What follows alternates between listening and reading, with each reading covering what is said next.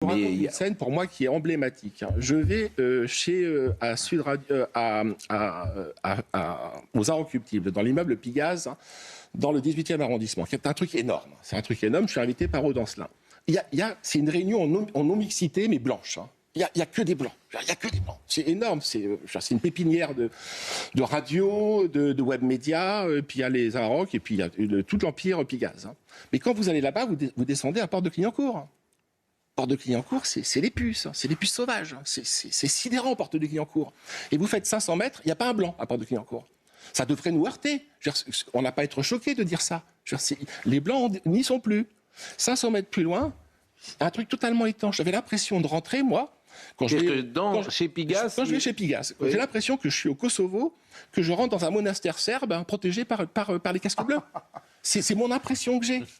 Et pourquoi ces gens-là se donnent la comédie de la mixité? Ils ne la pratiquent pas eux-mêmes, la mixité. Alors ça, c'est vrai. J'en ai fini, Pascal. Je suis d'accord avec vous, cette mixité, ils ne la pratiquent pas eux-mêmes. Ils ont des stratégies de ségrégation résidentielle. Leurs immeubles sont homogènes socialement, religieusement, etc. pour leurs enfants. À la limite, jusqu'au CM2, peut-être l'école publique. Mais le contournement de la carte scolaire à Paris, c'en est fascinant. Donc c'est Tartuffe. Tout ça, c'est une énorme comédie. Il faut la crever, cette comédie.